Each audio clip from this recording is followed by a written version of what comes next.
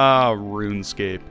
If you're anything like me and grew up in the late 90s to the mid 2000s, there's a good chance that hearing the name of this game alone is enough to send waves of nostalgia crashing through you. This classic MMORPG has more than withstood the test of time, with the release of Oldschool in February of 2013 bringing the golden era of RuneScape back to the forefront of gamers. Very quickly overtaking the modern version of the game, RuneScape 3, Oldschool would eventually catapult the game's popularity to never-before-seen levels, with it currently having a larger player base than RuneScape has ever had in its history, and that number keeps steadily growing. I've been playing RuneScape for my entire life. I was one of the nostalgia-ridden refugee players who returned to the game to try out Oldschool after originally quitting in RuneScape 3 when the infamous Evolution of Combat update came out back in 2012. Since then, I've been regularly playing Oldschool for several years again, in varying bursts of playing every day for a few weeks and then taking a few weeks off, kinda back and forth. And that cycle got me thinking, what is it about RuneScape that's kept us and continues to keep us all so hooked? There's a saying in the RuneScape community that you never quit the game, you just take longer breaks. And that is so incredibly true. If you played this as a kid and fell in love with it back then, chances are you still play to some degree today. So what is it? What do we all love so much about RuneScape that we continue to play it for decades, and even when we decide we're done, we always end up coming back? Why is it so special to so many people?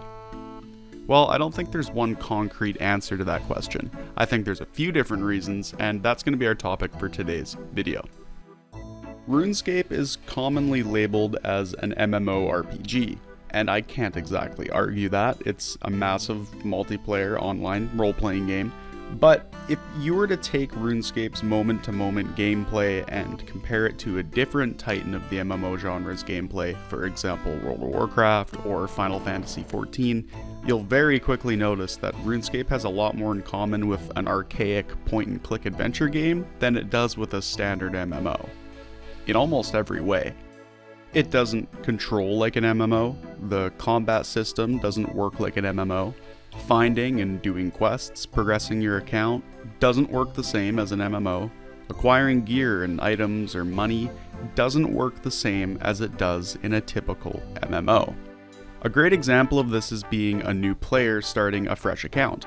There's a bare bones tutorial that explains the very basics of controlling your character and interacting with the world, but I'm talking like, it'll tell you how to equip the weapon from your inventory and how to talk to NPCs, maybe teach you a handful about skills, but that's it. After that, you're spat out in front of Lumbridge Castle with zero direction and a handful of basic tools, and that's all. There's no main story quest marker telling you what you should do first or where to go to progress. There's no tooltip explaining how to make some starter money or where to acquire better gear. Nothing. 15 minutes after creating your account, and you're left completely to your own devices. A quick note before we go on. Upon playing Tutorial Island again for this video, I see they added in some NPCs around Lumbridge that give you a general starting point with this new pathway system they added. Kinda nice because the onboarding process used to be kind of a little bit too bare bones, to be honest. Anyways, from here on out, there's genuinely no correct way to play the game. You're set loose on the world to pursue whatever endeavor you want to. And I think this design philosophy is a big part of what makes RuneScape so unique and dear to a lot of people, whether they're a veteran player or just started playing today. It isn't so much an MMO as much as it's like a sandbox RPG with some MMO adjacent themes. The cool thing about this is that it allows you as the player to completely and utterly do your own thing. And on top of that, there's so many different methods to actually do that thing that you get to choose from. Do you want to make some starter money? Go kill cows in the Lumbridge cattle pens, tan their hides and sell them. If you don't want to train your combat skills while you make money, maybe head to Varrock with your trusty pickaxe and do some mining. Get a few levels under your belt and then smelt that ore into bars and sell it off on the Grand Exchange. Don't want to do any skilling and you just want fast cash now? Run to the Barbarian Village and complete the Stronghold of Security for a quick 10k and a nifty set of boots. This player freedom is an integral part of RuneScape, and it's prominent in almost every aspect of its gameplay down to a skill-by-skill basis. It's almost as if everything has its own set of methods with ranging intensities. For example, maybe you want to train combat skills but don't want to focus too much on the game because you're watching a movie on your second monitor. Well, you can go to the crabs, where these enemies automatically aggro you, can't hit you, and allow you to AFK farm them for experience 25 minutes at a time before you have to just run a couple blocks away to reset their aggro. Or maybe if you want to do something a bit more worthy of your attention while training combat, maybe make a little bit of money, you can queue up a Slayer task and train that skill at the same time as your combat ones. Maybe you want to make some good money, whether that's logging in for 5 minutes every few hours to do your herb/bird runs, doing an easy profitable bank standing skill like fletching for a few bucks, or gearing up to tackle the game's biggest and baddest bosses and PVM content. If PVM isn't your thing, well, maybe PvP is, and you decide to hop the trench at Edgeville and dive into the wilderness to try your hand at some PK loot. Don't want to worry about dying at all? Maybe you just jump on and continue the long, tedious, slow, mind-numbing task of going for 99 fishing. If that's not your jam and you want a 99 now, maybe you bash out 99 cooking in a few days in the fraction of the time. There really is something for everyone in RuneScape, and I think that's what makes it so special. There's always something you can be doing in-game to progress your account. Whether you want to play it like an idle game or give it 110% of your attention, there is a method both ways.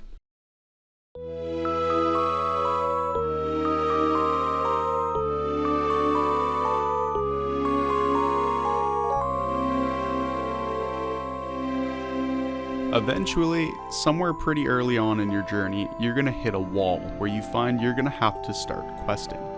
Doing quests in RuneScape is the single most important thing you can do for your account and progression.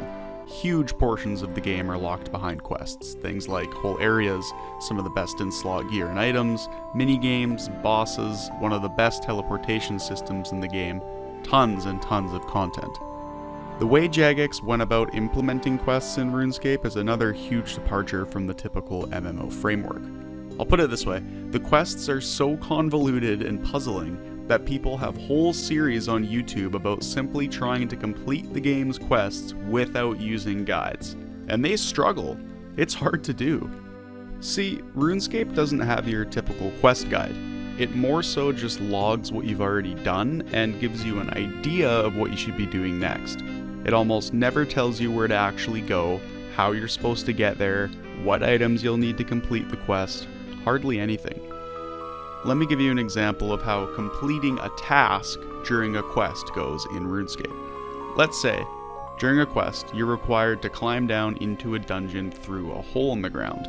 When you finally figure out where this hole is, you click on it, only to get a dialogue window that says, "This is too deep for me to jump down." 99% of the time, this is the only information you're going to be given about the situation. You need to get down that hole, and it is possible to do it, you just need to figure out how. Now what the game wants you to do is to leave and go find or buy a length of rope, come back, and use the rope on the hole so that your character can rappel down. But it'll never tell you this. It won't leave a piece of rope near the hole as a ground item so that the player can't get stuck and lose momentum. It wants you to lose momentum. It's trying to be a puzzle at almost every turn. A regular MMO would have the hole marked on the minimap. When you get there, the piece of rope would be sitting right beside the hole with a big yellow arrow pointing to it so that the player can't miss it and get stuck. And then once you pick the rope up, a big tooltip will pop up, trying to teach you how to use the rope on the hole. You see what I mean? RuneScape takes an average fantasy game quest and changes one game's set piece into RuneScape's special brand of puzzle gameplay. This is what I mean when I say that RuneScape has more in common with an old PC point-and-click adventure game than it does with an MMORPG.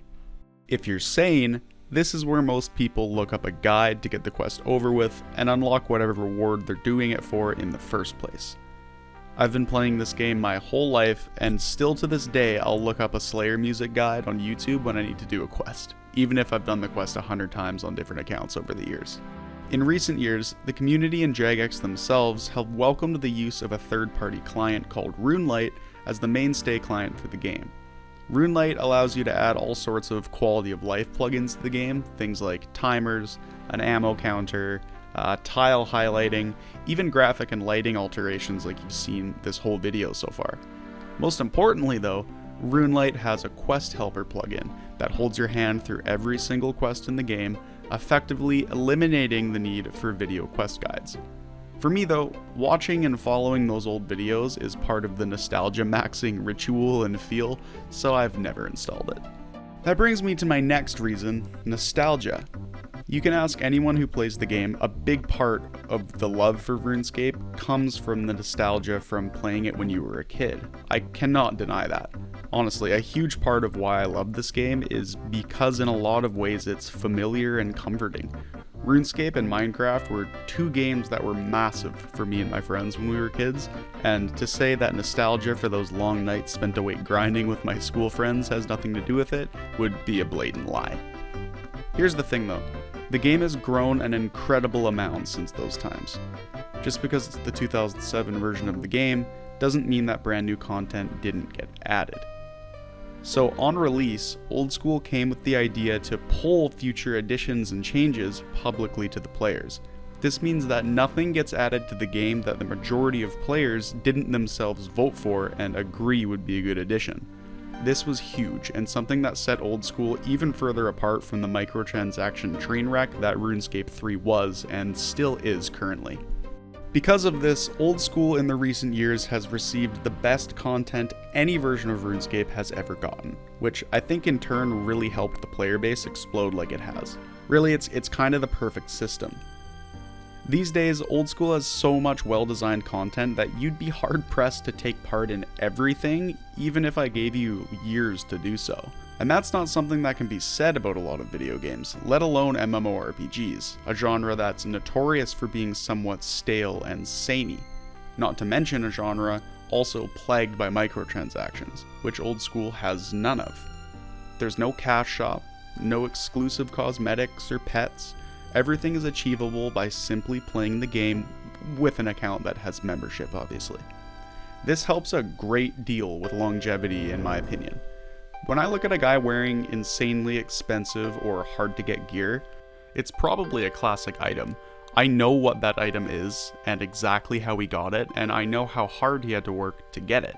And that's just overall cooler than a skin he paid $15 for on the cash shop.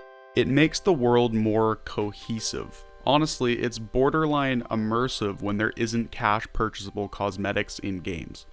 When I played RuneScape 3 and would see some random flashy pair of wings on someone's back at the Grand Exchange, it seriously pulled me out of the game because I didn't recognize it, in a game full of iconic and recognizable gear milestones. I knew that that's not an item you actually played the game for. You bought it, you used real money to spawn it into your inventory, and that sucks. In terms of the game, it may as well not even exist, it means nothing. When I see a guy walking around in full third age in Oldschool though, I know what that is. I know that that's genuinely impressive. And yes, before you type your comment out, I know purchasable cosmetics don't actually matter at all. As long as you can't buy yourself an actual statistic advantage over another player, then whatever. But I've been playing video games long enough to know that that's where it always starts. And I'm glad to see Oldschool continue to be a beacon of hope in the industry in that way. I think other people are glad to see that too. I think that's another reason Oldschool has gained and manages to retain such a big player base as well. At least in Oldschool, Jagex seems to have learned their lesson about that sort of thing and has made amends for it, and I know that's refreshing for players to see in today's gaming industry. To loop back on what I was saying about the public polls, in just a few weeks, Jagex is finally adding the very much anticipated sailing skill to Oldschool, along with a host of new islands and locations, and from what I was reading, monsters and weapons as well. I, for one, am super stoked for this and think it's something that the game has needed forever, so I figured what better time to finally make a video talking about RuneScape than right before one of its most anticipated updates ever. Anyhow, I wanted to make this video as a bit of a love letter to a game that's always been around in so many of our lives, and just talk about what I think makes it so irresistibly great. And I think that just about covers it. Let me know what you think is so alluring about RuneScape below, and thanks for watching. you.